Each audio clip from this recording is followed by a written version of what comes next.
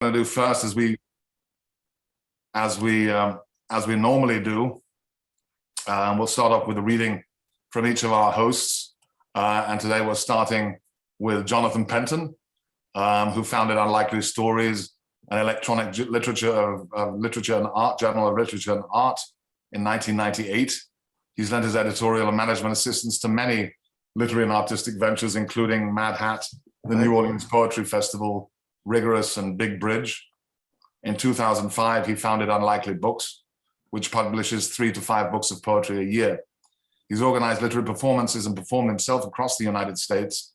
His poetry books are Last Chap, Blood and Salsa and Painting Rust, Prosthetic Gods, Standards of Sadity, and the free e-chapbook Backstories, which you can download from Argotist ebooks. What you got for us today, Jonathan? All right, first I'm going to mute everyone real quick. Sounds good. Yeah, let's see here. We've got the Facebook running and the recording on, and okay, here we go. So as the regulars have heard me say many times, I'm not that prolific. So what I normally read is something that we published on Unlikely Stories recently. And right now we're running a tribute to the late Kinga Fabo. Kinga was born in 1953 and died March 4th, 2021. And we're running a number of poems by her, translated by her friend Gabor G. Kiyokix. And I'd like to read one of those. This is called Nothing But Miss Havisham. Exalted, exotic, upper class, and exclusive. Closed off, long-necked, extreme, and unsolvable. Haunted ship castle, madhouse tower asylum, lost sleeping beauties fell out of their past, and baronesses. Wandering, tired lady aristocrats, baronesses choked by their own shriveled hair, mannerism, rococo, art nouveau, baroque, Gothic lace-neck serieses, nothing but foolish young ladies. A hand, a rose, falling from a window, candlelight, medieval waltz, midnight hour. Some powder rats rule the ship's bottom, superstition prophecies, Saturday witches, many Gothic lace-necks. How many broken down rose bearers, as if alive they died in her gentleness. The girl goes to the cemetery, carrying her beloved lovely, burning twigs flame fiery. Exalted, exotic, upper class and exclusive, closed off, long-necked, extreme and unsolvable, haunted ship, castle, madhouse, tower, asylum, mannerism, rococo, art nouveau, baroque, superstition, prophecies, Saturday witches. Again, that was by Kinga Fabo, Nothing But Miss Havisham. And all right.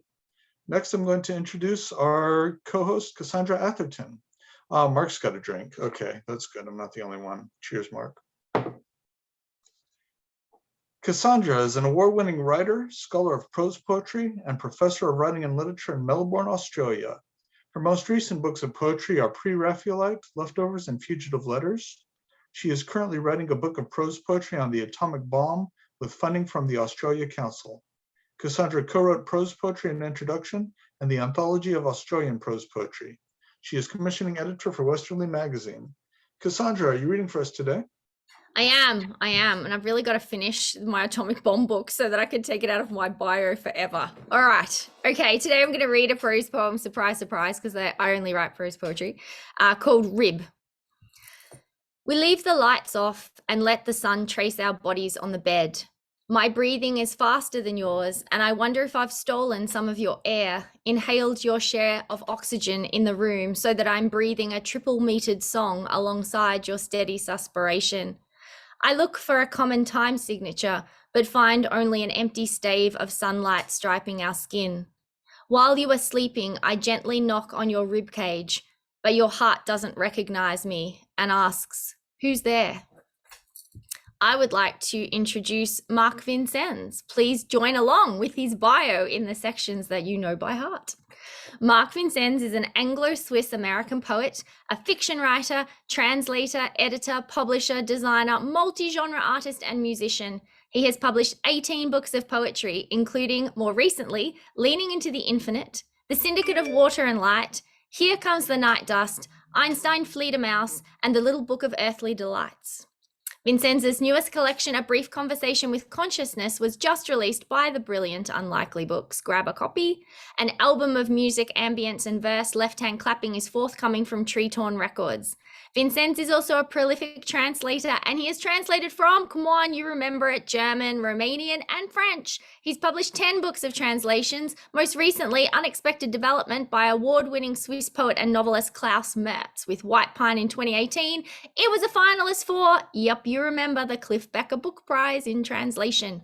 His translation of Klaus Mertz's selected poems in Audible Blue is forthcoming from White Pine Press. He is currently working on a novel entitled The Age of Occasions. Vincennes is editor and publisher of Mad Hat Press and publisher of New American Writing. He's lived, come on, all over the world, from Brazil to China to Iceland to India. He was born in the famous Matilda Hospital on the Peak in Hong Kong, but he now lives on a farm in rural western Massachusetts overlooking Herman Melville's Greylock Mountain, and where, I know you've been waiting for this for the 2022 versions, where there are more snowshoe hares, eastern screech owls, and skunks than people. Mark, please read something wonderful for us today. I shall do my best. This is a little section of the novel that I'm working on, and it is this particular book is the last book in consists of 3 books. It's called Station H2O. So I walked the crooked path up to his house, past the guards and the blood dogs, who all but tossed their eyes at me. The front door was wide open, and he was sitting cross-legged in his saffron robes. His long hair was oiled and hanging precariously on his shoulders. "Give me back my days," he said to his followers in the courtyard. "And I'll take you where you tell me," they chanted back in unison. There was fish curry for dinner, plenty of vegetables and rice, flatbreads and pickles, 13 dals I counted, all laid out on the picture-perfect buffet behind us. 2 servants were bringing in metal dishes, forks, spoons. Umbrella, I knew, always ate with his fingers, so this was for his acolytes. "Let the journey begin," Umbrella said as the crowd dispersed and beelined for the buffet. He struck an impressive figure, sitting there with his toes upturned, facing the sun as he did on his sundial seat, operated by 2 young men in loincloths. "Aren't you joining us?" he said. He smiled. "I only eat 2 times a week and mostly just fruit. Our mind may have expanded over the centuries, but our bowels have not. Besides, better to eat from the tree of life. But I understand the cravings of the flesh, or of the flesh, for the flesh. I once lived very far from here in a land of skyscrapers and smog. Believe it or not, I was an accountant, one of the worst kind, for I loved pressing all those red buttons, cranking the handle for lines and lines, for ciphers and ciphers. I was a perfectionist, down to the last decimal, and as I rode home on my bicycle at night, the road rose up around me. I felt as if my head were falling into pieces. How could this man be a number cruncher, tax evader, money launderer, I thought in my imploding head. "Just get out of my head," I thought, but inadvertently said. "Expulsion," he said.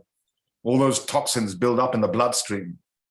"I haven't heard a word you said," I said. And so from here, we will be moving to our fantastic feature tonight, which once again is a feature on the life and work of Michael Anania, a dear friend, fellow poet, fellow fiction writer, and an excellent essayist, among many, many other things. Also a man who has traversed the globe, a man who has published 14 collections of poetry, including more recently Continuous Showings, which came out from Mad Hat Press in 2017, and Night Songs and Clamors in 2019. Michael's work has been widely anthologized. He's been translated into Italian, German, French, Spanish, and Czech. He also published a novel, The Red Menace. I highly recommend getting a copy of that, and a collection of essays in plain sight. He's received many awards, including the Charles Agnoff Award and the Agnello Laurie Award for Poems. Michael was poetry editor of Audit, a quarterly, and he was founder and co-editor of Audit, as well as literary editor of the Swallow Press, which was a very important press particularly in the 70s, 80s, I think maybe up to the 90s. But I'll let Maxine and Robert chime in on that later. He was poetry editor of Partisan Review and contributing editor to Tri-Quarterly. He served as advisory editor to many other magazines and presses. He's professor emeritus of English at University of Illinois at Chicago and a member of the faculty in writing at Northwestern University. He taught at SUNY in Buffalo and the University of Chicago. He now lives in Austin, Texas, and sometimes on Lake Michigan when he takes out his boat. From the Word to the Place is a collection of essays on Michael's work, edited by Leah Graham, which was just released by Mad Hat Press. So just to give you a picture, Michael, you're not expected to read at this particular moment, but this show is about you. So we wanted to make anyone who was not familiar with your background a little bit more familiar. But we're going to start off with a reading of one of Michael's poems by, I believe, Garin. You were Michael's student, is that right? Is Garin here? Yeah. Yes, thanks. Thanks, Mark. Yeah, I studied with Michael from 1997 to 2004 at University of Illinois at Chicago. And I'm streaming actually from Noblesville, Indiana, the boyhood home of the great Cyrus Coulter, one of Michael's, one of the writers Michael published through Swallow.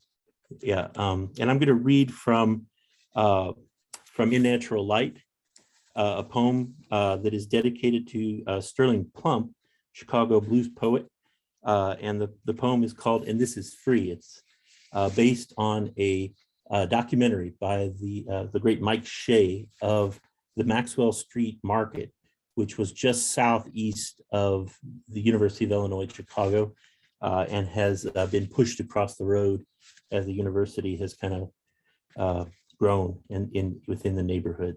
And this is free for Sterling Plump. In this film, now 30 years old, a blues band is playing on Maxwell Street. A woman with narrow legs and white shoes dances beneath her own raised hands.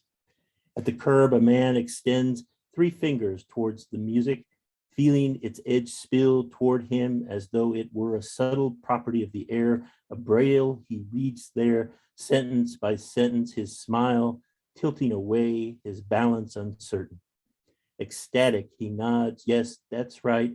Sorrow's joy now trembling in his grasp.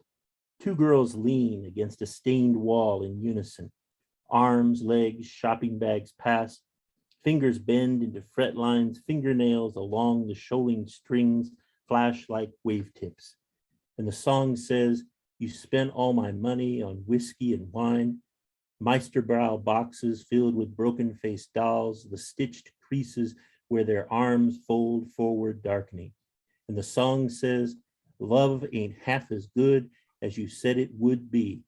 A 2-tone jacket flapping at his sides. Another dancer spins once and talks back to the guitar. Brown paper twisted up tight, bottle cap turned down against it, pass it around. It is a breath that catches in your breath, something going from hand to hand, its words thick and burning in your throat. And the song says, left me and alone and like a river and jelly roll, and the street has a wet sheen. Fly away, fly away. And the song says, a sun-streaked window and security grate, doorway, doorway, a forearm of gold watches, shadows draped like damp cloth, roof lines and hubcaps. And the song says, like a sweet girl should, city curling its long arms inward, string of pearls, lost in the beat of it. Hands always, lined palms offering diamonds sideways like secret insinuations. A boy on his knees in the street hand jiving, a cardboard box, a woman selling housewares reaches toward him. She wants her box back. Pennies skip over paving bricks, and the song says, out in the kitchen with a butcher knife, an edge to whatever moves through shadow and out into the streets mid-Sunday light, fingering the cord into place, voice leaning, amp set up among cinders and broken glass, hat pushed forward, meaning free and easy, And the song says, raise my hand, feel better, and if only you just understand. The market goes on.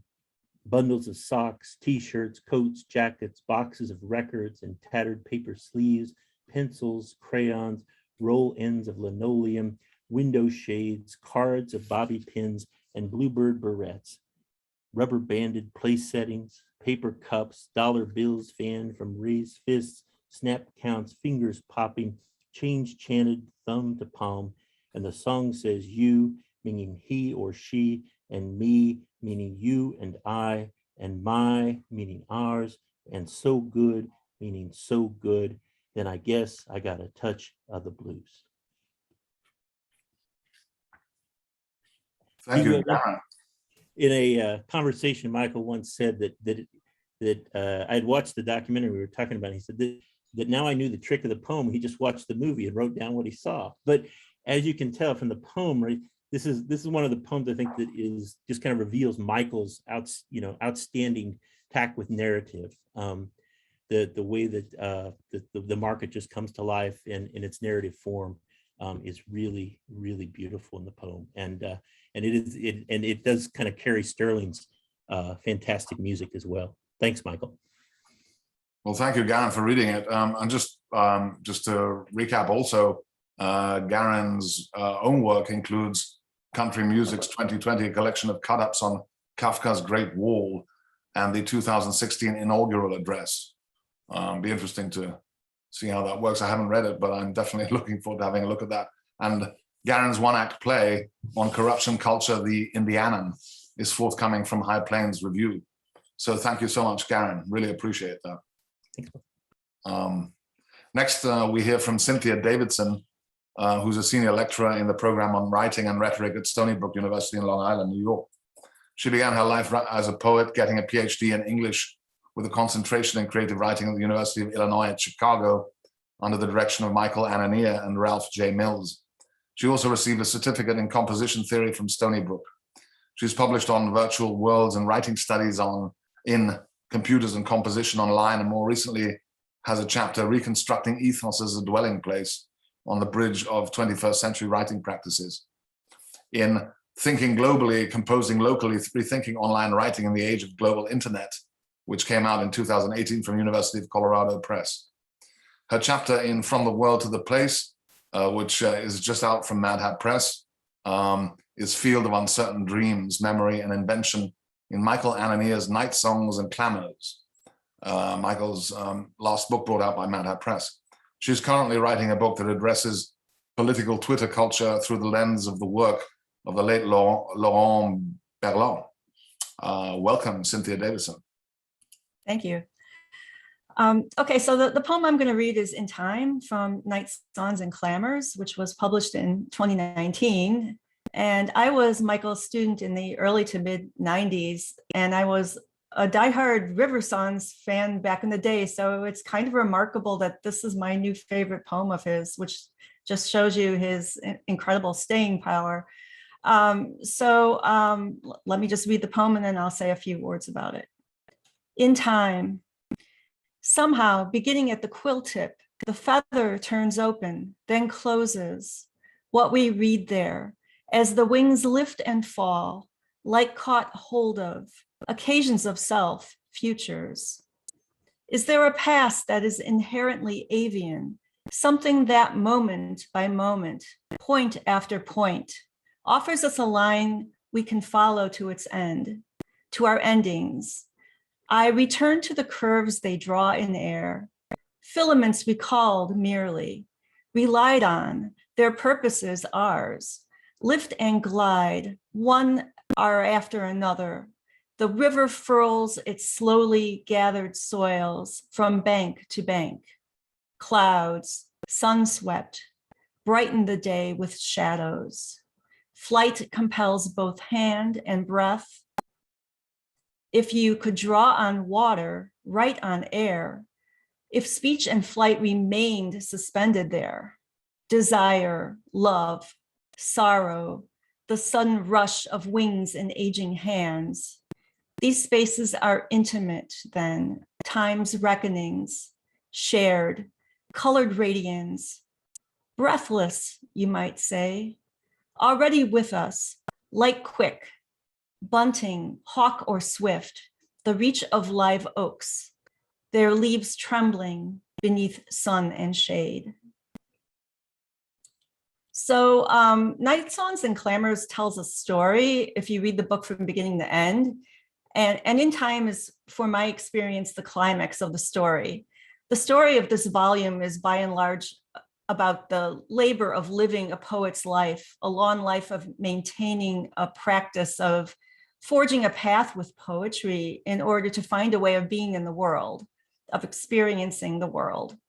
In the earlier poems of this volume, there's a scene of being lost in a dreamscape that is sort of formless and indistinct and trying to forge a path to deal with the losses that come with living for a while, like aging and loss of loved ones. And the early poems are set in a kind of post-industrial setting, a factory. So it feels like the narrator's doing urban or exploration, visiting an abandoned factory town. But what makes this factory what this factory seems to be is they make dreams in the factory and memories and ultimately poems. So the early poems in the volume feel like meditative exercises that have kind of been, cranked out in this factory of dreams. They're almost like Tai Chi moves, and they're taking place in this kind of fog where these memories and inventions are being retrieved one by one. So then when you get to it In Time, it's different. It's not unexpected, but it's different. And there's a breakthrough. It's almost like when you meditate, you kind of know or expect there's going to be a breakthrough imminent, but you never know when it's going to happen. And in this poem, doubt is released, and the poet no longer is looking for a way forward to find a path. He's flying, he's avian, he's bird-like, and he's able to fly and choose his own path above the fields and the ruins of the post-industrial residue. And that's why this poem is a profoundly inspiring poem to me, because it's incredibly optimistic, and to me, it's a blueprint for spiritual aspiration. Thank you, Cynthia. Well, I know Michael is not the Pope, although he may have liked to have been at some stage or in the next life. But it certainly seems like he has that power or that presence. And next we'll hear from Reginald Gibbons. Reg, are you here? Uh-oh. Yes, I am. There you are. Reg is the author of 11 books of poems, including National Book Award finalist Creatures of a Day, and more recently renditions from Four-Way Books. His novel Sweet Bitter, which won an Ansfield Wolf Book Award, will be reissued in paperback in 2022 by Jackleg Press. He's been awarded the Folger Shakespeare Library O.B. Hardison Jr. Poetry Prize and the John Masefield Award from the Poetry Society of America. He's received fellowships from the Guggenheim Foundation, the Fulbright Program, and the National Endowment for the Arts. Gibbons was editor of the Tri-Quarterly magazine from 81 to 97, during which time he co-founded and edited Tri-Quarterly books as well. He's been a columnist for the American Poetry Review. He writes at Northwestern University, where he is a Francis Hooper Professor of Arts and Humanities. Thank you, Reg, for reading one of Michael's poems. I'm very happy to be here and to have this chance. It's been a while since I've seen Michael, but I can see him now in the bottom right-hand corner of my screen. I went back to the older work, somewhat older work. This is a poem in 3 parts by Michael called Return. The distance back is greater each time we settle on the journey. It is a game of chance, this play of time against the lay of the land. The hills stretched flat, wheat fields spread thin, abrupt highway towns, brief irregularities of line, sloped now like telephone wires at the window. Part 2. How will it begin, second by second? The strum of a taut chord, an accumulation swirling in, late snowstorm drifting long shapes, snow fences bellying like sails to its weight, or built up day by day like the glow of a glaze painting, the light coming back through layered strokes as luster and curve from the still life's expected oranges and bottles, or raged up like silt and rubble with spring floods. Part 3. We know so little of weight, she said, since we've come to believe in flight, so casually, as though lift could measure anything at all. Go to the corner. Watch your shadow lengthen as you pass the streetlight, edging into the next darkness. You push your own contingencies before you. Carry those distances also. I've been thinking about how musical Michael's poem is, but not perhaps in the usual expected sense of the word. Michael's poetry in general is. Not that it's filled with repeated phonemes, that's a kind of music, or of course that it's metrical, that's a kind of music, but it's almost to me like Bach, where motifs and ideas and images appear and sort of morph into a next version of themselves as the poem unfolds or unwinds or discovers its own direction. And that for me, from beginning to end of his work, has been one of the things I've most loved and enjoyed about his work. It has a lot to do with syntax. And jazz too, right? Yeah. Michael's a big jazz man, right? Well, yeah, there's music as a theme all the way through his work, tons of it. And it's fantastically rich with jazz musicians and others. And that's a pleasure in itself as the part of the substance of poems. But I'm also thinking about the manner of them, the movement of them, the sound of them. Well, they come from the root of existence, really, from the primal urge to sit around the fire and chant. And a lot of poets have written about music or tried to produce music in their work. But I think that the freedom of invention and of repetition, the freedom of searching in jazz is what he does in words. So thanks, Michael. It's meant a lot to me. I agree wholeheartedly, Reg. Next, we hear from Peruvian-born Cuban poet, editor, and translator Orlando Ricardo Menes, who immigrated to Miami with his family at the age of 10. He earned a BA and an MA at the University of Florida and a PhD at the University of Illinois at Chicago, which is, I'm guessing, where he met Michael. The author of several poetry collections, including Memoria, Heresies, the Prairie Schooner Book Award winner Fetish in 2013, and Furia and Rumba Atop the Stones. He's also the editor of Renaming Ecstasy, Latino Writings on the Sacred. Orlando has translated the work of Argentinian poet Alfonsina Storni and Cuban poet Jose Coser. Welcome, Orlando, and look forward to hearing which of Michael's poems you're going to read today. Thanks. It is an honor to pay homage to Michael, who is really, in my mind, a great poet. And I have had the pleasure not only of having been his student, but also continued to publish his poetry as a poetry editor of the Notre Dame Review. I will be reading one poem from Continuous Showings, Daffodils. Daffodils for Deborah Peace.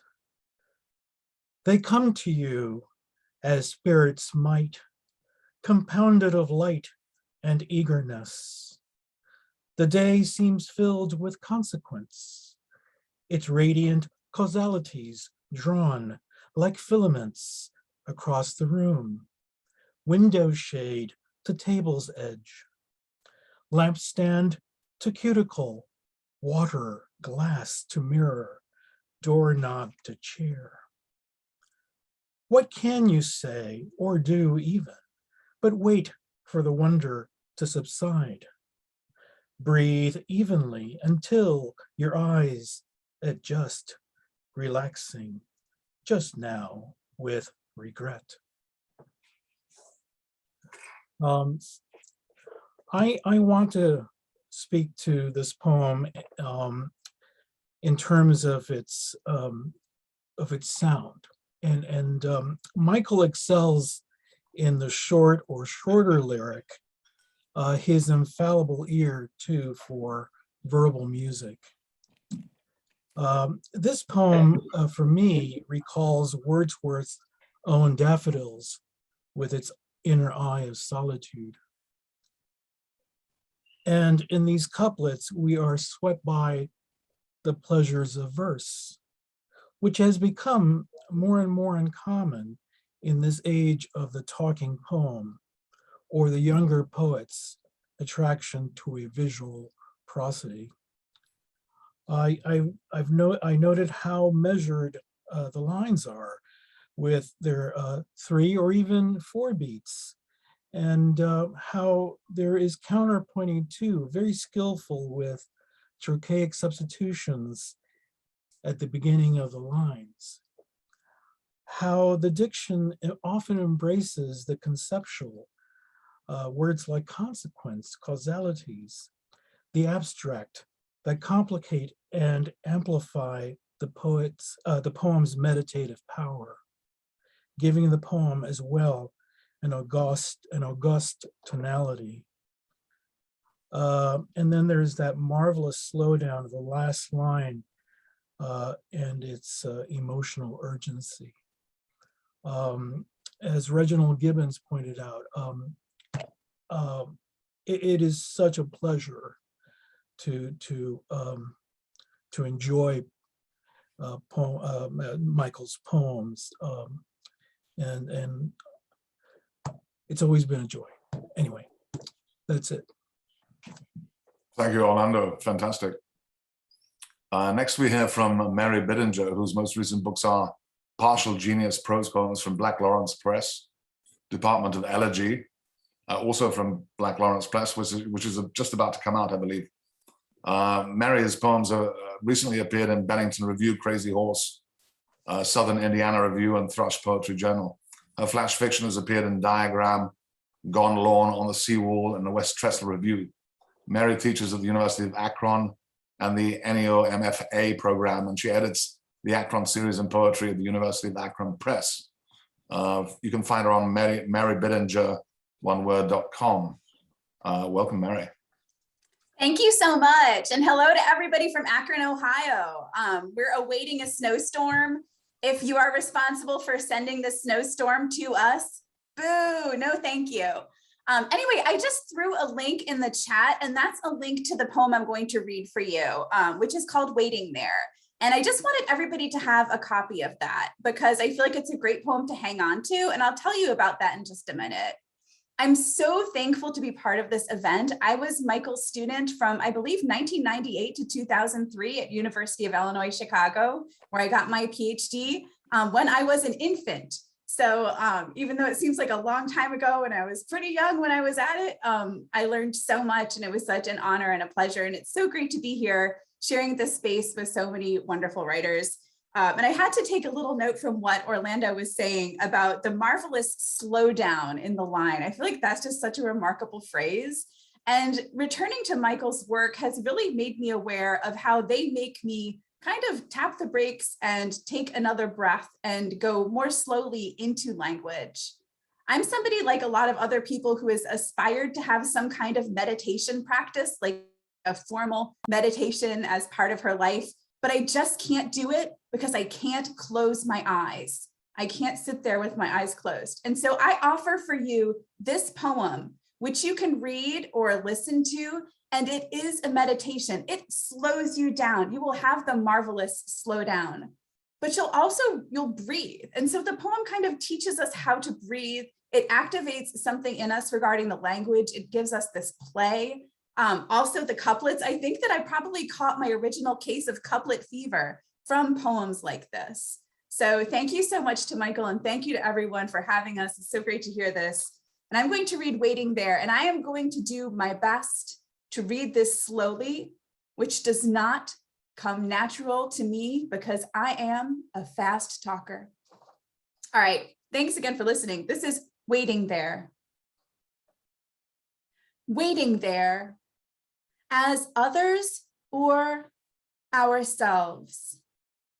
Let's say furtive then, inconsequent and sad, or on the edge of thought, perhaps, or into some predictable meandering. The outward accelerations of water against its shore, dissipating into erosions, cuts and countercuts. Remembered as landscape, the convenient certainties of an abandoned past. Is it tree or tree line, or the massing of leaves against the sky, or color, freed from shadow or something of color, deepening against shade? The sensible bluff that heaves above the bluff's presumed insensible marl. River, again, always enclosed by its own turnings,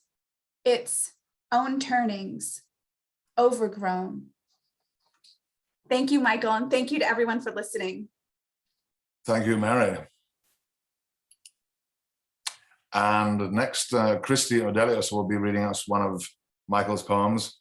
Kristy is the author of Bee Spit from Dancing Girls Press, Strange Trades from Shearsman, and co-author with Timothy Yu of Kiss the Stranger from Corollary Press. Her poems have appeared in Chicago Review, Notre Dame Review, Diagram, Smartish Pace, and others. In August through October 2021, her poems appeared in an exhibit at Red Brick Gallery in Aspen, Colorado, with the work of Gunnison-based painter Anders Jonsson. She lives in Chicago and is professor of English at North Park University. Welcome, Kristy. Thank you, Mark. Thank you for this opportunity to be a part of this. I am so grateful and so excited to be here. Michael, it is so good to see you. Your words and your words are always close to my poem making activity and to my teaching mind. You've taught me and given me more than I can say. Thank you. And the poem that I chose to read is also from Night Songs and Clamors, Michael's most recent book from Mad Hat Press. And I have many old favorites of Michael's poems, but this is a new favorite, and I've really been enjoying it. It is a poem in 4 parts, and I really resonate with what Mary said. Michael's poems are so meditative to me, to the point of being sort of a spiritual meditation that is just infused by the perceived world.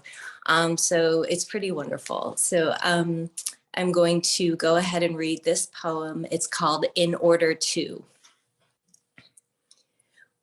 with an epigraph from Nathaniel Tarn. We do not remember why this custom is performed in this manner. 1, it is not a circle, not quite, and its recurrences seem, for the most part, accidental.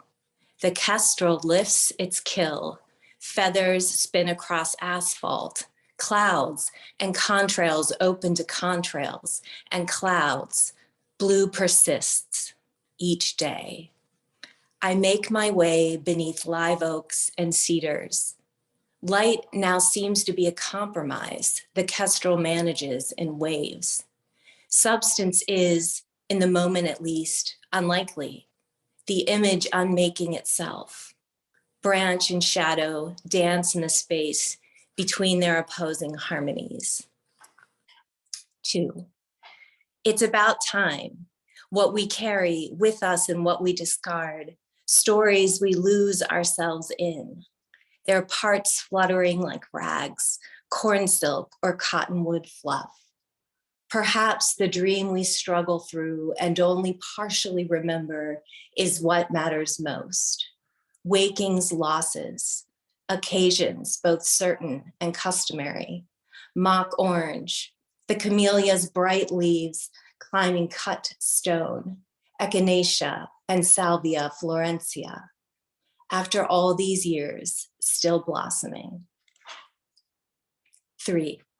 Once in a narrow passage between islands, after a morning's succession of rainbows, a storm swept over us, spindrift, sea foam raised into a white squall. Everything was salt and light. We held fast, turned our faces from the wind, and inhaled the sea. It stayed in our throats for days. The taste of it, something to share, like the brine you tip from a shell, or the way love's yeast lingers on your tongue, part thought, part word, part unsteady breathing. Part 4. This is, I suppose, how we hold the moment against its lapse into time. Occasions when the present is itself a recollection, memory, reach, desire, and touch, custom. The droplet is the mass water can hold to itself, its husk weak and mobile, is not so much surface as a play of light, rounded there as though it were being carried. Quick recall, sea froth, or glory of the snow, blue with white luminescent centers, touches of Crete and Cyprus, there, amid the damp loam you once knelt into.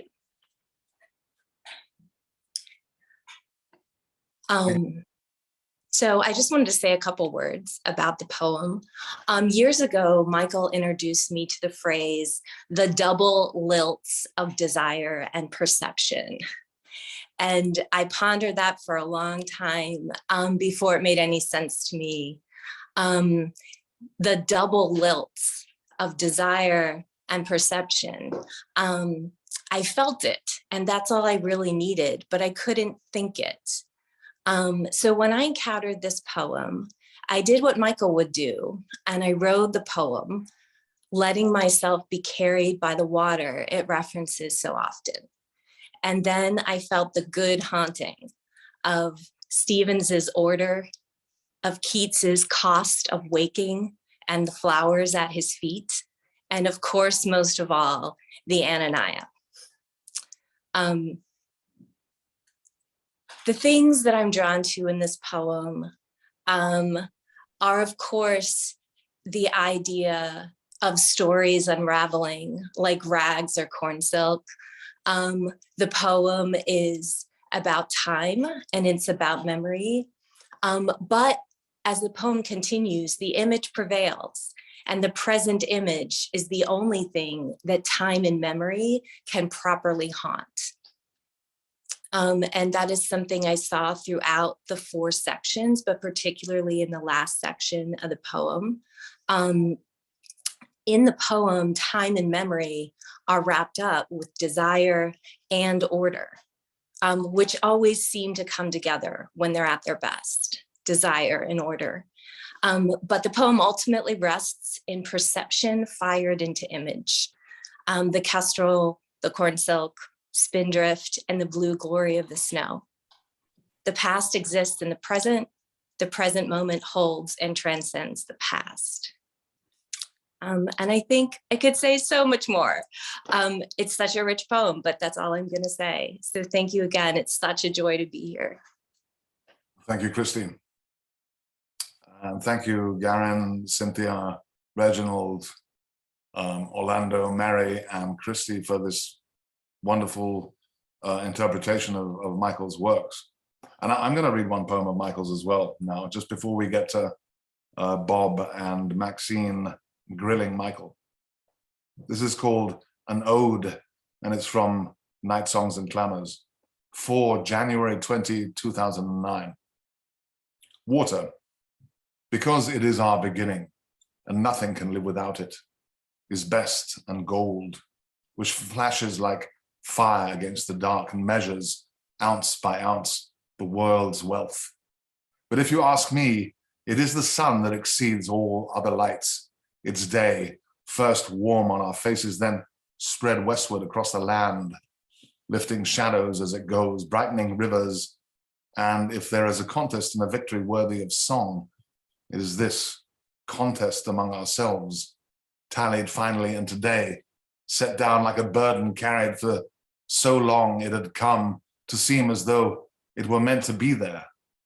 Ah, Crispus, these million breaths cheered into the chill January air, brighten as though change and spirit could be made in this moment, visible, sunlight and aspiration, wind and speech radiant among us, fresh snowcaps, the red stone steps in Springfield, in New Salem snow, drifts along rail fences, it swirls and eddies, spun against stiff prairie grasses, it sighs as it makes its way among birches and maples, hums through wintering cattails and corn stubble over furrows marked by plowshare and shackle, blood and bone. The wind blows as it wishes, and you hear it, the breath of things quickening, and in this new light is lifted towards song. So tell me, Michael is not a jazz poet. Michael is a jazz poet. And so I hand the mic over to my esteemed colleagues, Bob Archambeau and Maxine Chernoff. Just briefly, Bob's most recent books are Poetry and Uselessness, From Coleridge to Ashbery, from Routledge, and The Literary Bohemian, 6 essays from Art and Letters. Bob's novel, Alice B. Toklas is Missing, which I am sure will be an event and will be appearing on Netflix in a few years, will appear from Regal House next year. And Maxine Chernoff is a professor of creative writing at San Francisco State and an NEA fellow in poetry. She is the author of 6 books of fiction and 16 books of poetry, including Under the Music, collected prose poems from Mad Hat Press, and forthcoming much more. In the fall of 2016, she was a visiting writer at the American Academy in Rome, where she had great food and walked into the stadium and wondered what the gladiators were all about. Let's grill Michael, guys. After you, Maxine. You're going to have to unmute, though. There we go. Am I unmuted? You are. I am. Okay. Thank you. So Bob, would you like to begin, or would you like me to begin, or how do we begin? I'm interested in finding out what you're going to talk about with Michael. So after you, please. Well, I'm kind of going to talk about my deep, deep background with Michael. And then I'm going to talk about his fiction a bit and its relation to his poetry.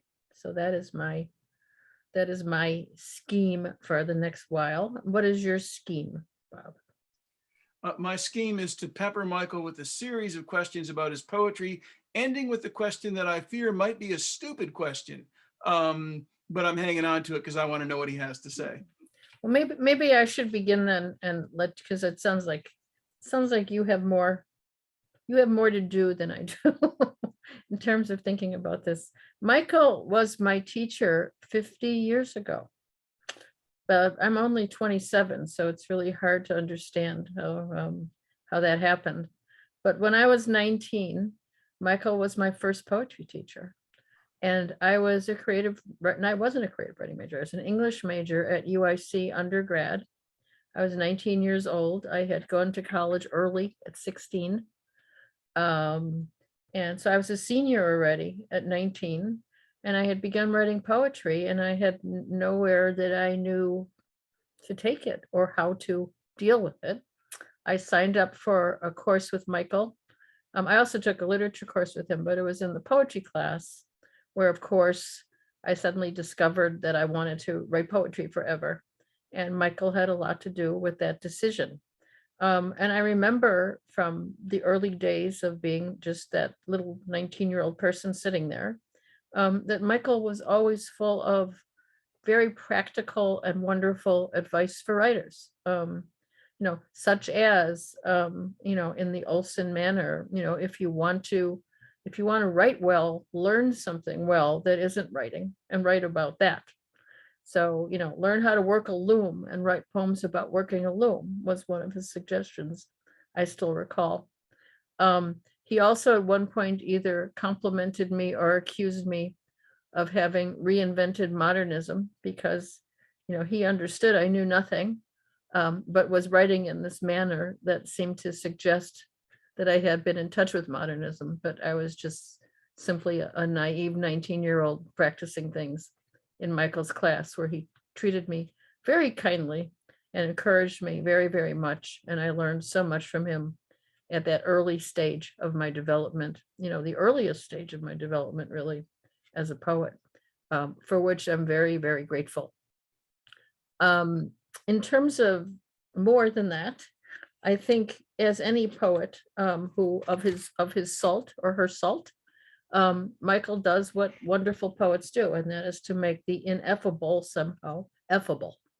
I didn't even know if effable was a word. I looked it up a few minutes ago and it is. I knew ineffable was.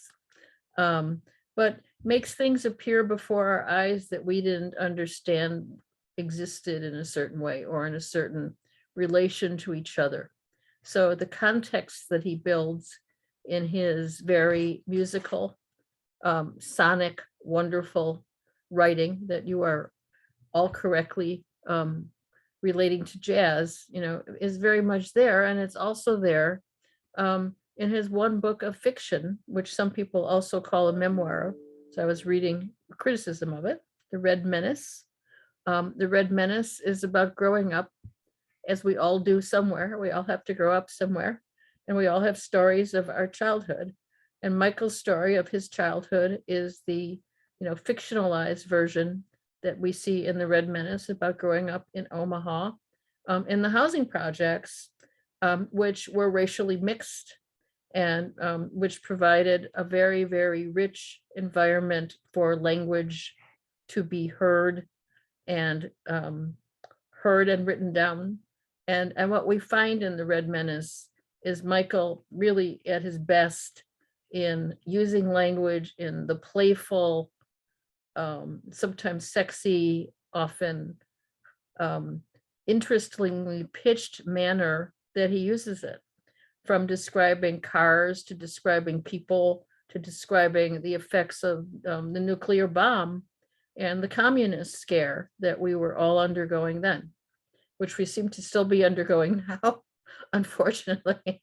If you think of people like, Ted Cruz and the people who are trying to scare the hell out of poor Americans who are listening. But the book is wonderful in so many ways. And often when a poet writes a work of fiction, it isn't the work that gets the most attention of his writing. Sometimes it is, sometimes it works the other way. I can think of my friend from San Francisco State, the woman who hired me, actually, Frances Mays, who was an obscure poet for 100 years. And then she wrote Under the Tuscan Sun and became super famous and was able to leave America and leave teaching forever. So that happens sometimes when you write a book that isn't poetry when you're a poet. But many times the fictional work doesn't have the doesn't have the visibility that someone known for his poetry's work does. So I would like to ask Michael, I guess we want to get Michael talking here, not me talking here. Why did you decide to write The Red Menace, and what did you feel writing it basically conjoined with your poetic project, and how did you feel it was different? What were the differences in that kind of writing? Well, I was trying there to deal with this environment that I was in as a kid, in which, and I feel dependent on that in poetry and in prose, in which linguistic invention, just sheer lies driven by, cleverness and shrewd statement could carry the day. So that in the group of, say, 5 or 6 13-year-olds who are a part of the book, if you could manage a convincing lie, it became reality. Right. So at the core of the book is a guy named Russell, who was a Native American. Right. And the he's the guy Red named Menace. Russell, who was Right. an African American, says nobody fucks with Russell because he's the Red Menace. The Red Menace, And right. Russell says, flexing his biceps, that's right. And if you don't watch out, we're going to overthrow this country by force of arms, which is one of the McCarthy taglines. And it goes on from there. People just kept inventing things. And those inventions, since none of us had anything, we were just ragtag kids in the housing projects, you invented a world that you could control by literal invention. But the wonderful thing about it, it was also the persuasiveness of language that carried it along. So it was terrific. Right. That's what's wonderful is the cadences and the sound and the language. If you don't want to read a book for a plot, read this book for its language. And it's anybody looking for a plot will be shocked. Forget about it. Forget about it. And it's in vignettes. It's a vignette full of vignettes and wonderful boy characters who have funny aspirations and hopes and dreams and interpretations. They keep trying to invent the world. They invent McCarthyism. They invent the atomic bomb. They invent sex. It's a series of crazy inventions. And the more I got into it, the more I realized that a lot of my sense of language was rooted in those guys. Right. But I just listened well. I wasn't the best inventor among them. But you were the best listener. And I was the best listener. I was the best listener. Right. And that's important because so much of writing involves listening well. Yeah. And the cadences that people are talking about and the beautiful sonic nature of your writing all has to do with your devotion over the years to, being a beautiful listener to things and someone who's able to not just replicate what you hear, but, use musicality and wisdom actually to pull it all together. We think of wisdom poets and we don't think really of Michael as like a wisdom poet in the way you'd think of, say, my next door neighbor, Jane Hirschfield, is a wisdom poet. It's about Buddhism.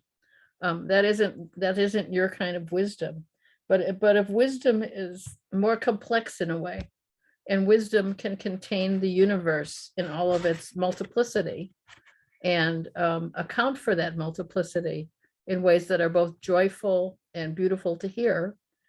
You definitely are a wisdom poet, but in the way that I'm defining it. Well, the wise guys in my world were a different group of people. Right, So. wise guys are different than wisdom poets. The interesting thing too, I'd like to hear a little more about, one of the characters in the book and in Michael's actual life is his father. His father was born in Italy and suffered from TB, right, Michael? And well, he was actually born here, but Calabrese, the Italian dialect was his first language because it was in the nature of those cities that people lived in enclaves. So my father lived in a Calabrian enclave, and that was his first language. Italian was his second, and English his third. Right. But yeah, he had tuberculosis. He had strange jobs. The last one I recall, he was a dealer at an illegal card parlor. He had a pistol and never left the house without it. He was a complex person who lived on the street from the time he was 8 years old, left school in the 3rd grade, but was a dazzlingly sort of stylish guy. Right, And you write about a hat he has. There's a hat. It was a very interesting guy, but and scary. He was scary. My grandfather, his father, was the scariest person I've ever known. But my father was scary, and that he had rules about everything, and he carried a gun. That was scary. Right. That would make you want to finish your dinner on time, right? Well, that's a great dinner story. At one point, there was a dinner I didn't want to eat. I think it was fried brains with still soupy eggs in it. And I hadn't had it before. I learned to love it, but I hadn't had it before. And I didn't eat it. Yeah. And he said, that's fine. And I went off to bed. And the next day I got up for breakfast and there it was. There it was again. and I got up the next day. I mean, at lunch that day, there it was. So eventually I had to eat it or never eat anything else again. But that's the kind of sort of Right. rural, complex guy he was. Right. And then your mother was born, am I right? Or was I'm second? born in Born in Germany. Germany. Born Yeah. in Germany. She So, came when she was 8 Mhm. to the United States and lived in a small town in northeastern Nebraska. Her mother had made, her father committed suicide when she was really an infant. She never knew him. And so she came here and her mother agreed to get around the immigration quota to marry her uncle, that is her father's younger brother. Mhm. And so they went to Nebraska where he was a harness maker and had been a homesteader. The picture of the steam tractor on the cover of The Color of Dust, he's on that Right. tractor. So it's a strange and complex world. She lost most of her German, but that's because in part the dialect they spoke was something called Plattdeutsch, Plattdeutsch, right. which is not spoken by any but a small number of people. Nobody nowadays Right. speaks it in northern Germany by the North Sea. Right. Yeah, the Plattdeutsch part is the farther southern dialect? No, farthest farther north. northern. Way yeah. north. Way way north. Okay, yeah, that's Yeah. okay. Yeah. So in Um, what's So interesting. So your parents were, didn't know each other's original languages, but well, also the more interesting thing is that nobody else did. no one else knew either. My father spoke an Italian that only other Calabrians spoke. Could speak, And right, my mother spoke a German that only a small percentage of Germans spoke. right. And so at opposite ends of Europe, I had this thing. Somebody asked me a few years ago after a lecture about the idea of privilege. And I said, in all honesty, that I thought I was enormously privileged because I grew up in a 3-language household Mhm. in a mixed Native American, Black and white neighborhood. Right. And I had that, it gave me privileges I think that few other people in America share, really. Right. That's really fascinating. What are you doing? What are you going to do next? What project are you working on now? Well, I'm writing poems and I have a collection of short stories since you like my fiction. Oh, by the Right. way, I must remind you that your moment of fame was from Bop. That's So true. it wasn't obscure. It wasn't obscure at all. I think it was on the New York Times best of the year list. Yeah. Actually, another one was, but yeah, Bop was taken Yeah. up by the New York Times. and Oh, Bop reviewed. was done very well. Yeah. It picked Anyway, up by Vintage, well, which was shocking to me, right? Well, the trick about it, if you're a poet and you write a novel, then you get to be this distinguished poet has written a novel. You Right, might have not have been distinguished before, but right, Reg there is in the middle of the screen, a distinguished poet who wrote a very distinguished novel. mhm. Anyway, I forgot your question. Bob, So what are you working on was what I was asking. Oh, You're writing down a book of I short have this stories. collection of short stories, but I'm writing poems, and I sent you a couple that are slightly inflected by the pandemic, I Mhm. think. As we all are writing. Hard not right? to be, yeah. Right. When you taught, Michael, when you taught literature classes, for instance, how did you see your relationship to poetry in terms of what students of literature in general needed to learn? I mean, that's a pretty general question, but how did being a poet make you a special professor? Well, oddly, I never took a workshop as a student. I was only a literature student. And when I was in graduate school, it's a very, very conventional graduate program. So you did Shakespeare in the Middle Ages, 17th century. I never took a graduate course in modern literature or modern poetry. I just leapt forward into a dissertation on Williams. Right. But so I always thought that the key to being any kind of writer at all, certainly a poet, was that you had to have read a lot of poetry. That's always a and- good idea, right? And yeah, it's always a good idea, but that's not the idea that a lot of students have. I mean, No, I right, had students come to me and say, I'm not going to read other poems because I don't want to be influenced. right. I And just that had was a right graduate after the guy student tell who me told me that. that I want to be a great poet, so I'm going to become a junkie. You know, there's not much future in that.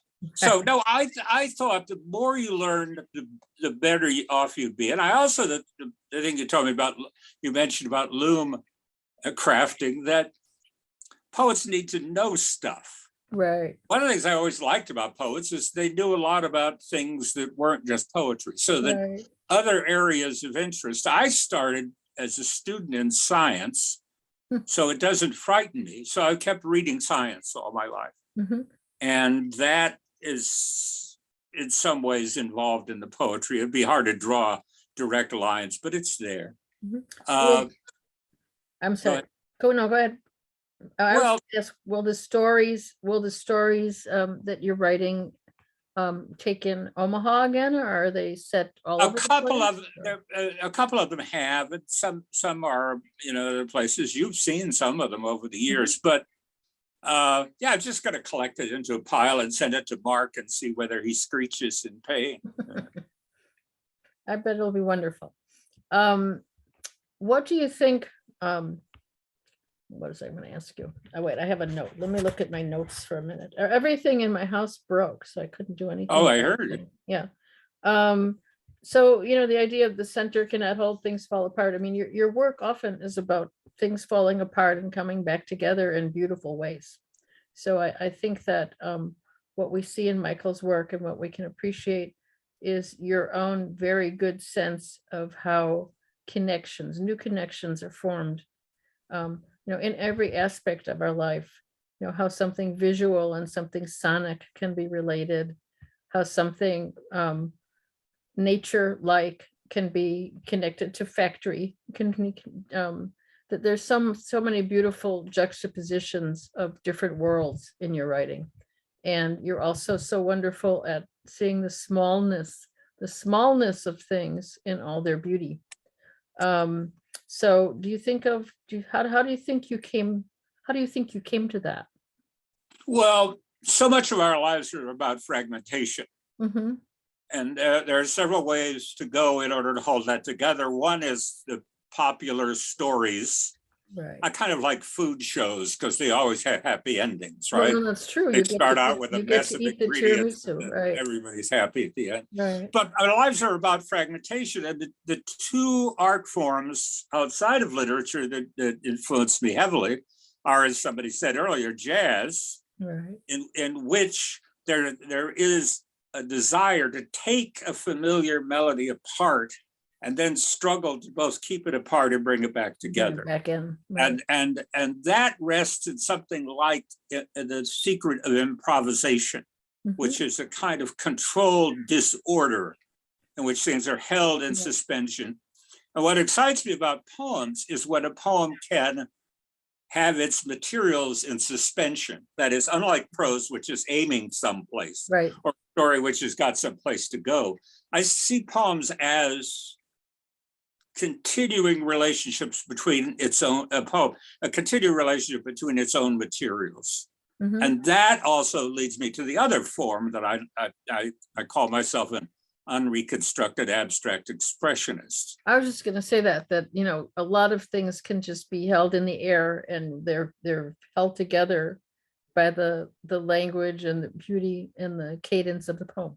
Yeah, and I like those paintings in Right. which you return to the painting over and over again, and it is not resolved by figure Mhm. or landscape, but rather has those materials in a kind of continuing suspension. Right. Which gets me back to my little wisdom quote about your wisdom is the openness of the writing, and your Oh, well, I ability- hope so. I yeah, hope so. and Thank your you. ability to resist closure. Yeah, I think closure is the enemy of poetry, right? I worry sometimes that I had this tendency to end the poem, and remember the joke I used to make about the Beethoven ending? Da, da, da, da, da. You know, that I want to resist that, but I also like the poem to have a kind of ending. Mhm. Charles Olson used to argue Right. that the No, end it of the shouldn't poem, just fall apart, but right, there's right. but there's something still open about it. Right. Yeah, but it should return you to the poem. The great thing about the ending, I did take a class in college in topology, and I like the idea of Möbius strips and Klein yeah. which are figures that have no inside or outside. Right. And you can't really make a Klein bottle. You can make a Möbius strip. Right. But that sense of being inside and outside the poem at the same time, involved in experience and reflecting on experience, those kinds of things. Right. So that different levels of consciousness can exist, and there can be a meta form within the poem itself. Yeah, I So- never mentioned meditation. That's an interesting notion. I think how I like best the poem to work is that it is discovering materials within the language that you did not necessarily know were there. Right. That's my quarrel with poetry that has too theoretical orthodox, because it Right. tends to prescribe the limits of the poem, and I'm not pleased by that. So I like the idea of keeping those materials together and allowing I think the language is smarter than we are. Mhm. Allowing the language to find its way without any impediments. Right. I can see that very much operating in your work and being, a realized goal in your process. So very much appreciate that. Could I hand this off to Bob for a little and see where we go next?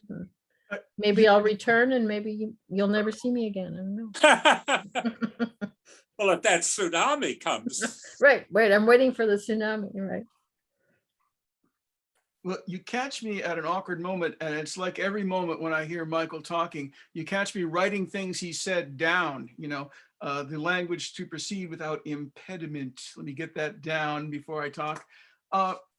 I should say, I was looking at the promotional materials for tonight's event, and I noticed that, Michael's name is at the top, and then you look at the names in the undercard, and I think alone among the people in the undercard, I am the only one who's.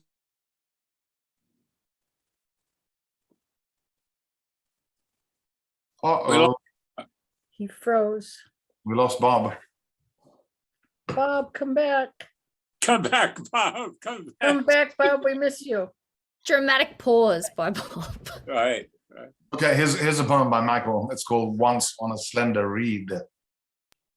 Once on a slender reed, rivers in their dark luster, creekside loam streaked with clay, hills running westward, the rush of clouds, plowshares and belt-driven threshers, pollen and chaff briefly golden, the sun's daily offerings incendiary.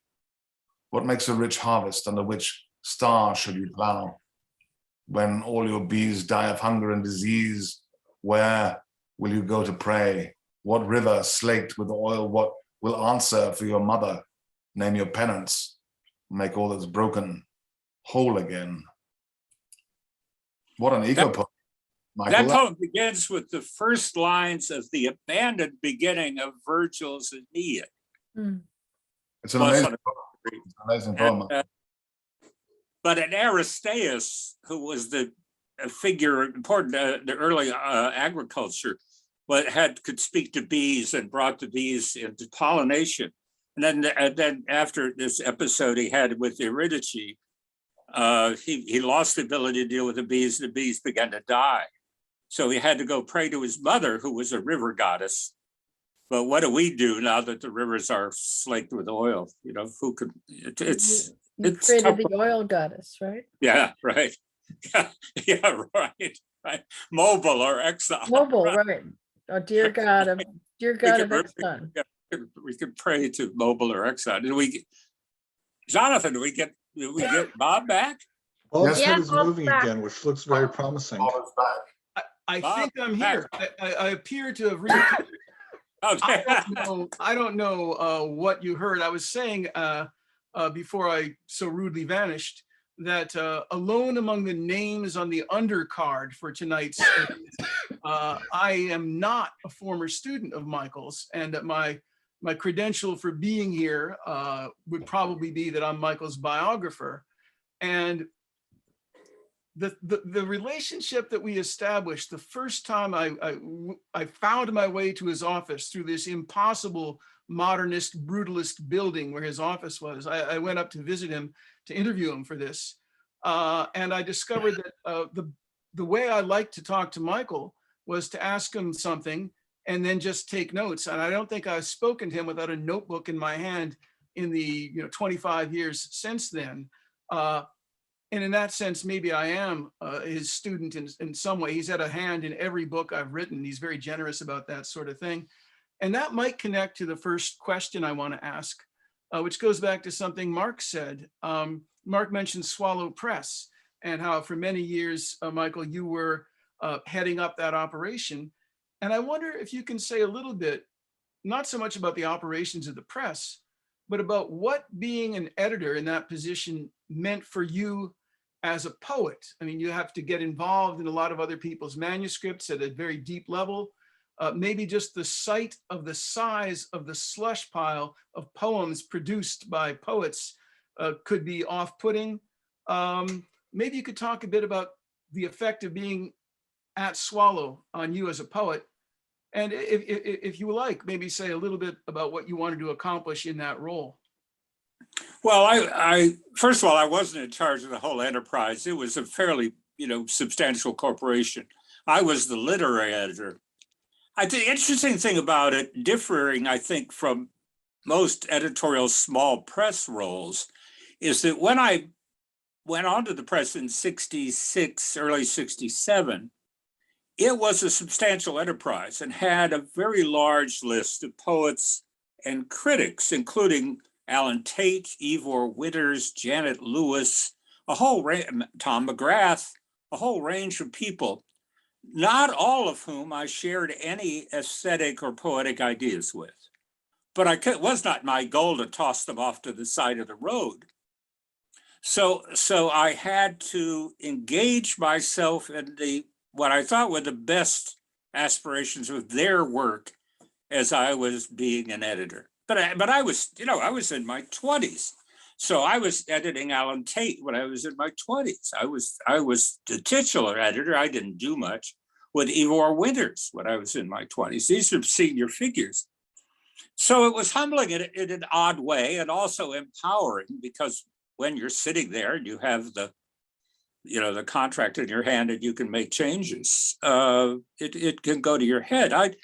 My goal there, though, was to quickly make the press less identified with the Ivor Winters side of what Alan Swallow was doing. I mean, Winters was in large measure, after McGrath, his critical mentor. So he published all these books by the people who lived down the road from Winters. And they were extraordinarily conventional, often interesting, but not specially attached to me. So the first book that I published when I became the editor was Gene Wildman's Anthology of Concretism. And my argument with my other editor was, once this comes out, no one will ever confuse the new Swallow Press Chicago with the old Swallow Press, however many of those titles remain in print. And then I became involved, because of the period that we were in, with a series of experimental things. So I did with Gene Wildman Experiments in Prose, still a phenomenal book, and a book with James Cheville on open and environmental theater, and published, Raymond Fetterman.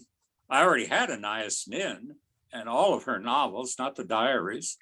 So it was fairly broad-based. And over the period of, I don't know how long I was there, 8 years, I published maybe the better part of 100 books in one direction or another. Some critical books, translations. Charles Bohr's wonderful translation of the Homeric hymns. Bohr's great sort of wonderful comic, historic poem, epic poem, Varmint Q, about William Clark Quantrell. All kinds of interesting stuff, and subcritical books. Raymond Fetterman's Surfiction, we invented having drinks at O'Hare one day. It was interesting. It was exciting to be able to have an idea and turn it into reality in short order. I notice one of the poets that you published early on at Swallow, John Matthias, one of my poetry heroes, is here. And I wonder if maybe this might be an opening to talk about something. Early on in both of your careers, you and John, people would use the phrase poets of place, that you wrote poetry of place. And certainly that's there in those early sequences that dealt with, you know, Nebraska and so forth. I wonder if you might want to say something about what place has meant to you as a poet and whether that's a label that you ever particularly cared for. Well, I told you once in an interview that one of the tricks of my career was that when I was in New York in the 60s, everybody had been to Europe and had done these Italian things and come back and written poems about Paris or about Fiesole and all of that. And I was just this guy from Nebraska. What I realized is that I could talk with intense familiarity about all these street names and places in Omaha, Nebraska, with the same intensity and familiarity that people were talking about, you know, Tuscany. And it was an interesting kind of lift to my poetry. But I wrote about Nebraska because I knew about it. And eventually I wrote a great deal about Chicago. I've written an essay about place that Leah Graham published. And it was I went back into my own career and noticed that in my earliest marginal notes on Whitehead, it was Whitehead's idea on place and place as an extension of the body that got me. And that was also, coincidentally, an area in which I had agreement with Olson when I was Olson's student in Buffalo in 63, 64. So there's a lot going on there. John came at it in a totally different way, both in Bucyrus, which is attached to Ohio, but also in his investigation of place and magical language and the coincidence of magic and legalisms from his family as lawyers. So he was investigating place in a different way and eventually became a poet who wrote with great skill and knowledge about the English countryside and about English history. You've written a lot about Omaha, and you mentioned you write a lot about Chicago. And I think you know, because we've talked about this, but when you left Chicago for Texas, a group of us sort of Chicago writers were talking about how awful this was and how terrible this was for you to abandon us. And the image we came up with to explain our feelings was that it was as if Wrigley Field had sailed across Lake Michigan, you know? But here's just a quick follow-up. I'm wondering, are we going to expect a book of poems about Austin or about Texas at some point? Well, in some strange part, I've done that. What I did when I got here was the discipline of my life, which was to dig up archaeology, botany, you know, all the agriculture in Texas. I was going to learn all this stuff, but I realized I got a library card and I went to the Austin Library and I took these various things home. And I got a little bit interested in it, but realized that I no longer had the time or patience for it. But what I discovered is that I was listening to music within the Texas landscape. And so then I wrote a group of poems, jazz poems, which happened in Texas, although it's Miles Davis and the Modern Jazz Quartet and other kinds of things. So the initial poem is that poem about Ray Brown. I dreamed I saw Ray Brown last night. And I put Ray Brown and his stand-up bass against the Austin landscape. So I decided that I didn't have to do that curriculum. Okay. Well, just to sort of shift the ground a bit, as some of the people here know, there was recently a book launch and celebration of you at the Arts Clubs of Chicago. And while I was in that room and circulating amongst the people who had come there, one of the things I kept hearing from the people was comments about how extraordinary you have been as a mentor. And I'm sure the people who are here who have been your students understand that. I know from the way that you like to get involved in my books. Everything I've written in the past couple of decades, you've been involved in one way or another. You've been an extraordinary mentor, and I'm wondering if you had extraordinary mentors, if that's what's behind this, or if we've just been lucky. No, I think that it is true, and that is a familiar story, but I'll tell it again. I was an 18-year-old undergraduate, and I was in a philosophy class taught by the very distinguished philosopher Ernst Bausma, who was Wittgenstein's collaborator. And Bausma only taught the class to the first 2 rows. There were like 100 more people at the back, but he would have a dialogue, Socratic dialogue, with those of us who had the nerve to stay in the front 2 rows. It didn't, the front 2 rows thinned out after a while. But at the end of one class, he said to me, "What are you studying?" And I said, "Well, science and engineering." And he said, "Do you want to be educated or merely trained?" And I said, "Educated." And he said, "Come to my office 4 o'clock this afternoon." So I went to his office and we had a chat, and he handed me the syllabus for his graduate seminar in aesthetics. And he said, "Start at the top, read, and come and see me next Thursday." And for the rest of the year, I did that. I have no idea. I maybe like my crew neck sweater or something. I have no idea why he picked me out, but he did. And it was, I started reading all this stuff in aesthetics plus poetry, other kinds of things. And it changed the way I was thinking about the world, thinking about my future.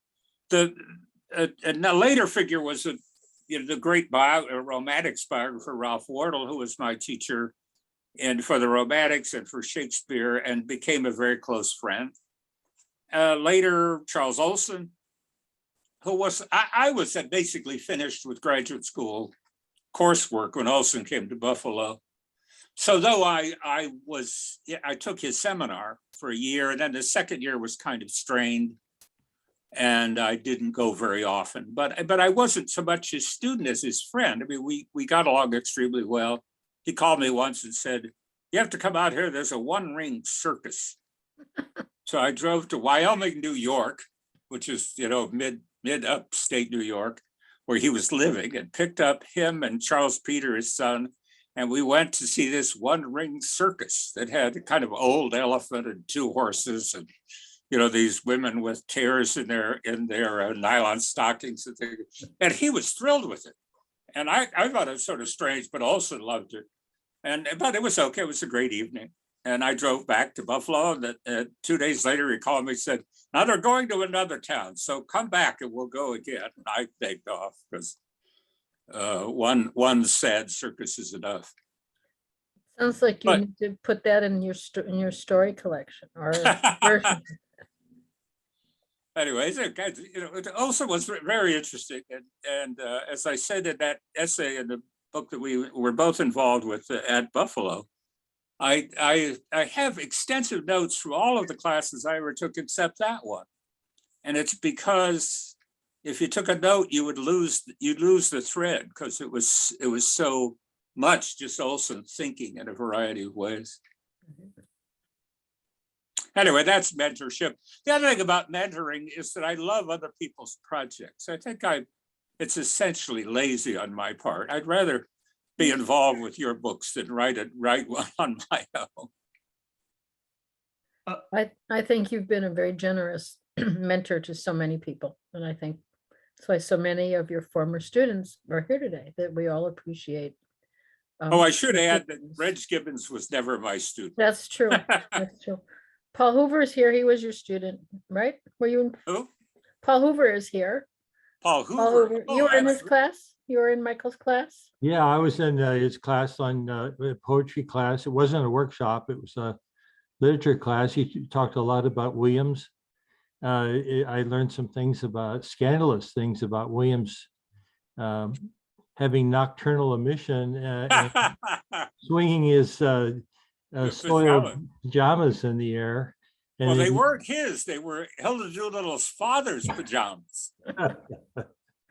So it was more critical than than if it had been merely his pajamas, right? Oh, well, I You got it all wrong. I didn't No, listen. no. Well. Anyway, I remember that class. We did do a workshop together with you and Dean Falwell, and No. And probably Jim Leonard, right? Jim Leonard, Brooke Bergen. Yeah, that was the crew. John. That was John the Jacob. first graduate workshop I ever taught, I think. Oh. So I was learning from you. Well, I said this before in a preface to that magazine issue. I learned as much from you guys as I carried in there because I'd never taken a workshop. Am I able to say something? Are you hearing me? Yes. Yeah. Michael, because of our connection going way back with Peter Michelson, and because of his recent death, and because Mark publishes his wonderful but alas final book of poems, can you talk a little bit about Peter and tell everyone how they need to read him? Well, Peter, I actually met you because of Peter. I know. I had read some of Peter's poems, and when I was putting together that first new poetry anthology, the first and only actually, I included Peter, and Peter introduced me to you and your work, and John. Wonderful to see you, by the way. John and Peter were both teaching at Notre Dame, and I think in the ways that can happen in the most fortunate poetic circumstances, their work was not similar but complementary. So Peter was doing a lot of found material based in the Northwest Native American stuff that resulted in this extraordinary group of poems called Pacific Plain Songs. And John was looking at found language in the Middle Ages. Medieval witchcraft and alchemy. Well, witchcraft and alchemy. And the two, but they were really actually incredibly supportive of each other. Well, Peter, I think, is one of the great poets of our time, in some ways, early on, eclipsed by his prose writing. And he wrote for the New Republic and other places early on, wrote wonderful essays. And then he was with Ed Dorn, the editor and publisher of Rolling Stock when he was in Colorado. But Peter had this wonderful sense, going back to his time with Elder Olson, of the great English prosodic period. So out of the wildest of Michelson's, poetic adventures, then you would come up to a strophe that had an absolute kind of Renaissance rhyme to it. Remember Panther Pam? I saw Panther Pam. Panther Pam was this dancer, this erotic dancer. But Peter had this way of capturing both the discontinuous, strange popular notion of Panther Pam, or waiting, looking at clothes at Bonwit Teller and all this other strange or stuff. Big Daddy Lipscomb. Big Daddy Lipscomb. That was because Peter had been drafted by the New York Giants, but went to graduate school instead. But Peter would be able to capture kind of strange heroic sense at the end of these crazy observations that he made. He's just an absolute brilliant poet. And the selected that Matt had done did a couple of years ago is ought to be read by everybody. He's one of the great poets. Anyway. Really, really quickly, and this is slightly silly, but since you're speaking about your influence on the young, maybe you can tell people about this recently unearthed truth that I've discovered, which is your secret influence on Alden Nielsen, who I see is here today. Were you not? Did he not ride a tilt-a-whirl that you operated? Well, it was a merry-go-round, not a tilt-a-whirl. I did have this job in 1958. That's hard to imagine anybody giving me $200,000 of equipment to drive around Iowa and Nebraska. But Alden and I were exchanging Nebraska stories, and it turns out that he grew up in Grand Island and the grocery store chain, which is called Hinky Dinky, almost as funny as Piggly Wiggly. That grocery store chain was owned this merry-go-round, and I was hired to drive it from my thing has to be put in there. I was hired to drive it in Nebraska and Iowa, and so drove it to Grand Island. And Alden now has confessed that he rode on that merry-go-round. So there's some kind of transfer of poetic energy. It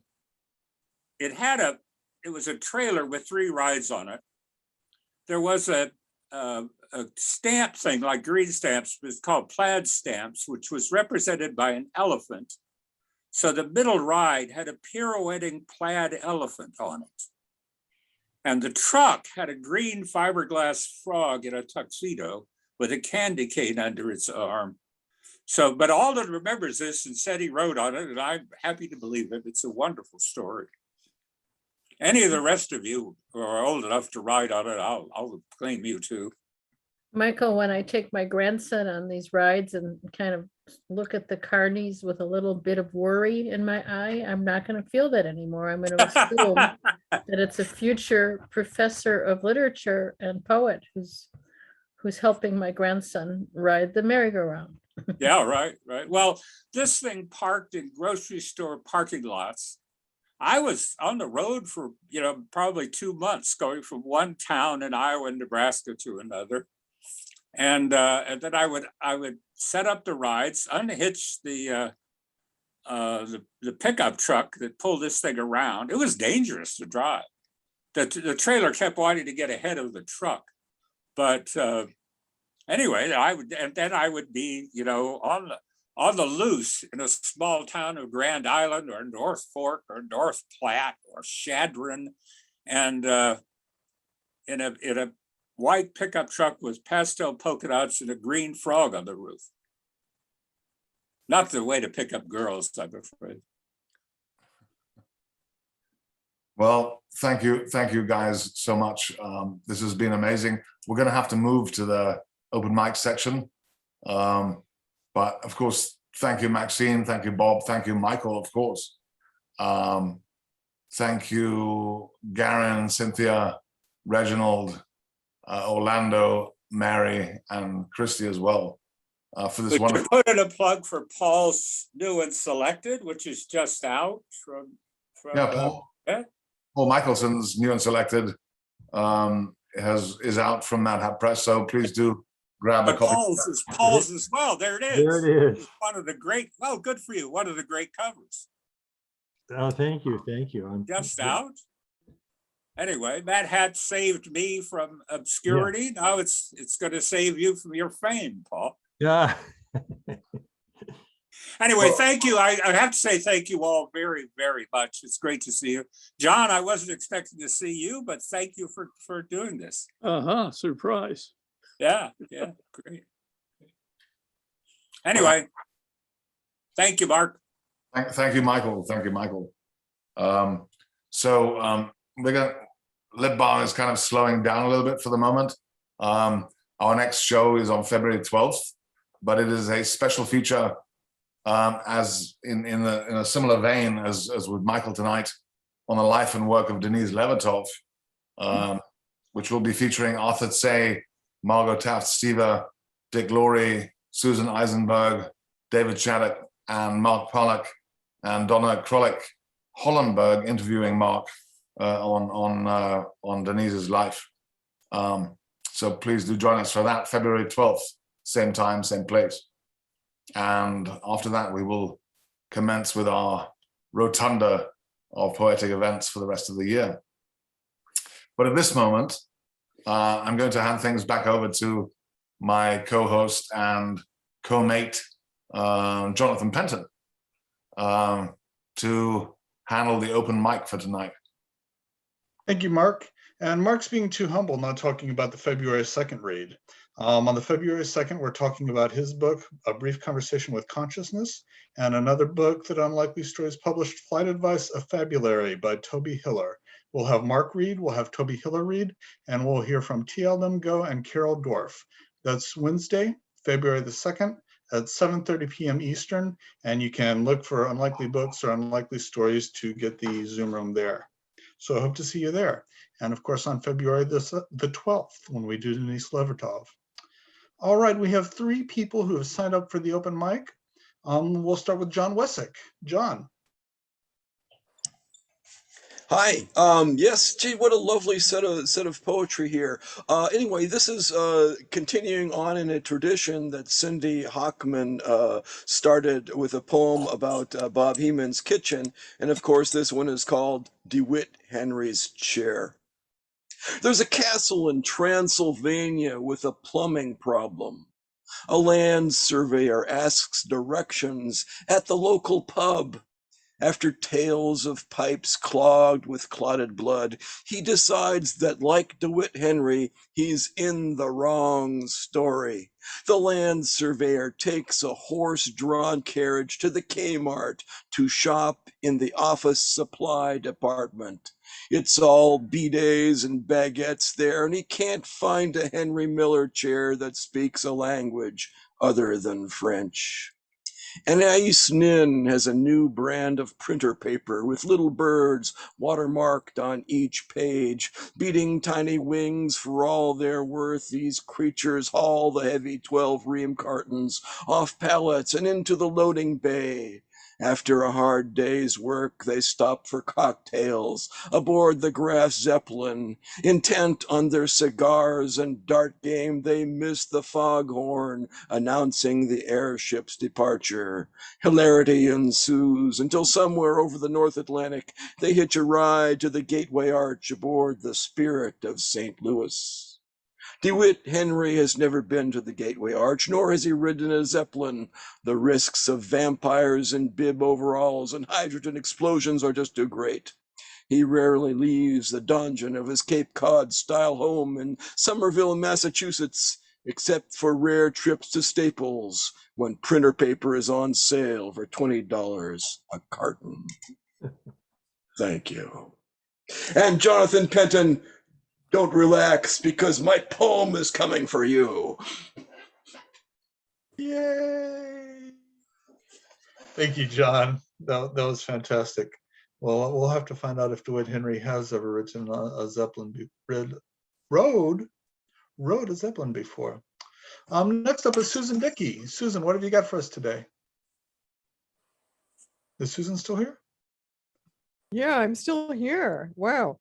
I had no idea I'd be reading, but I'll find it's okay. I thought I'd be reading next week.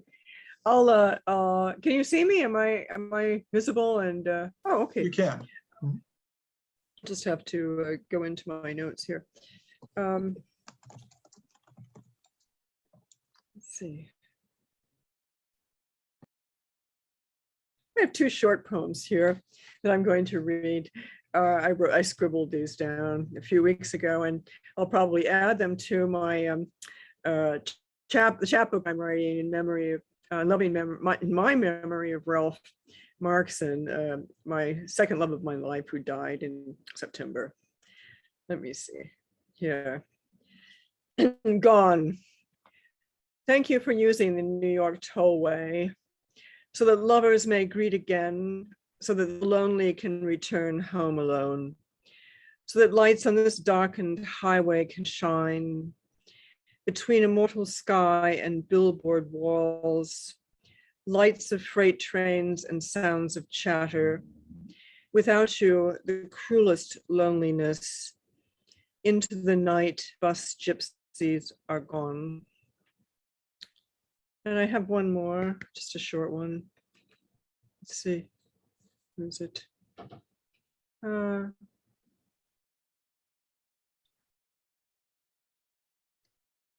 Okay, this one's called Found. 12/31/2021. Presume lost, though hiding in my jewelry box. The beloved necklace pin Ralph made for me. Such golden hands had he, grandson of a tinker. As a boy in Manhattan Beach, He was nicknamed Fixer. Excellent, Susan. Very fun.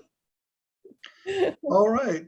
And now we're going to hear from DeWitt Henry, who might or might not have been on the inside of a Zeppelin. DeWitt? I have to say my chair's beginning a lot of attitude. At its best, it swivels. This is called Size Matters. Samuel Johnson condescended to Swift's writing about size. When once you have thought of big men and little men, it's very easy to do all the rest, he told biographer Boswell.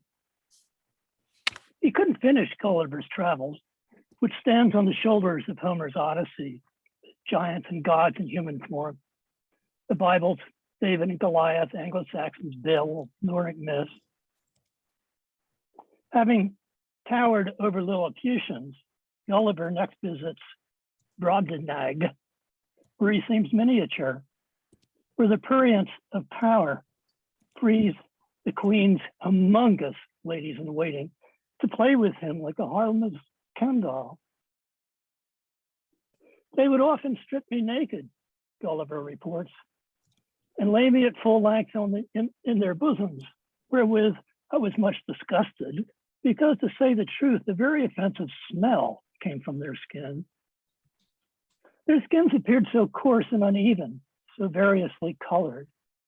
When I saw them near, with a mole here and there as broad as a trencher and hairs hanging from it thicker than pack thread, to say nothing further concerning the rest of their person. The handsomest at 16 would sometimes set me astride one of her nipples with many other tricks, wherein the reader will excuse me for being over particular. Brothers Grimm gave us Jack and the Beanstalk and Goldilocks and Three Bears. Darwin's evolution contributed issues of brain size, inferior species, and advanced. Natural selection and missing links, followed by Freud's describing issues of infant helplessness and adult powers and control. Post Thomas E. Edison, Hollywood offered images bigger than life, with sounds and special effects more powerful than words. We get King Kong, the puppet, the sculpted head with a man inside, pulling levers to drop its jaw and roll its eyes. A separate sculpted paw as well, large enough to hold Fay Ray. And then in close-ups, stop frame shots to animate a flexible tabletop figure covered in rabbit fur. Love at first sight.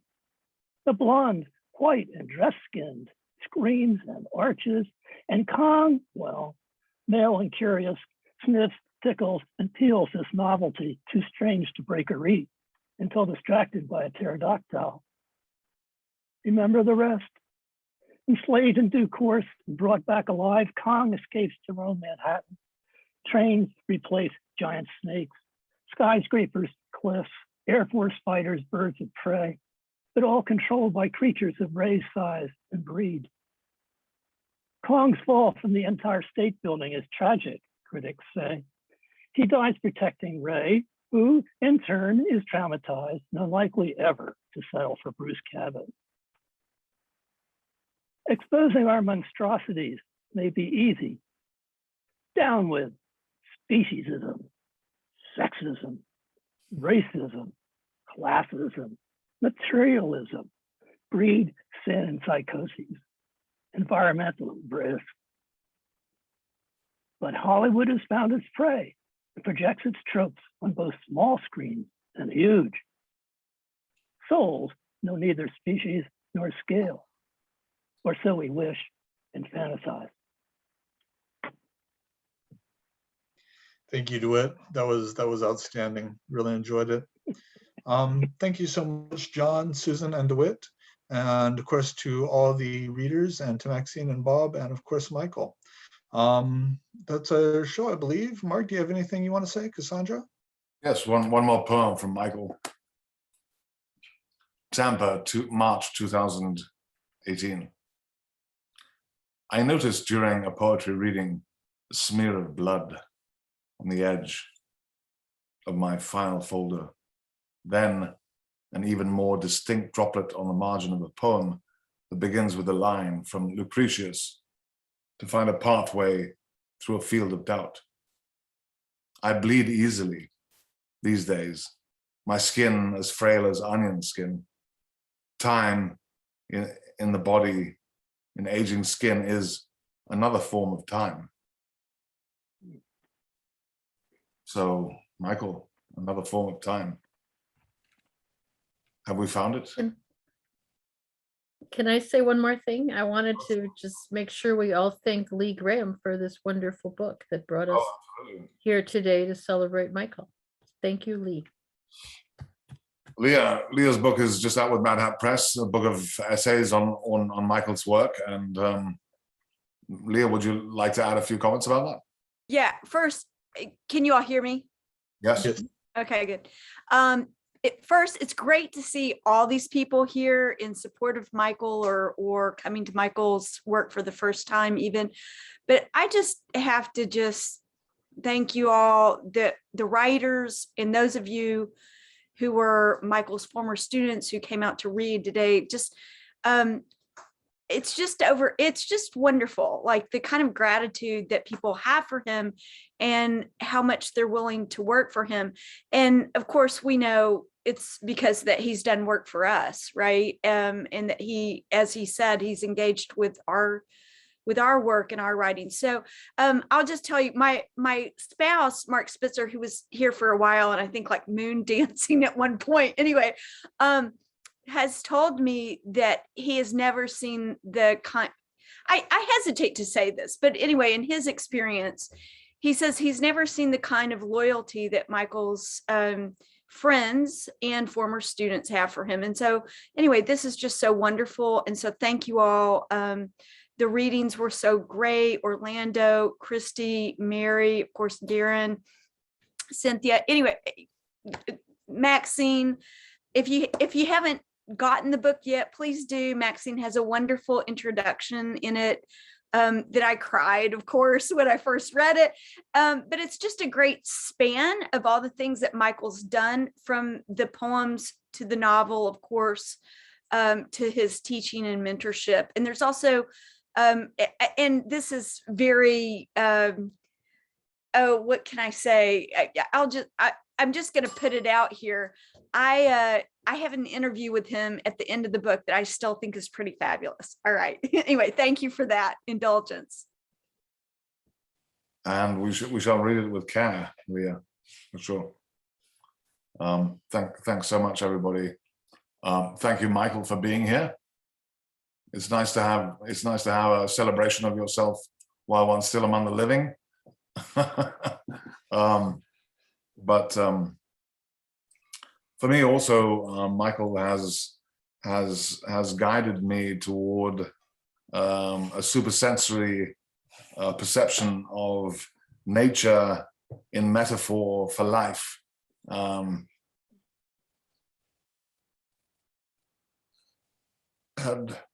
And for that, I thank you very much, Michael. Especially since both of us have been through, the hell ride as far as health is concerned.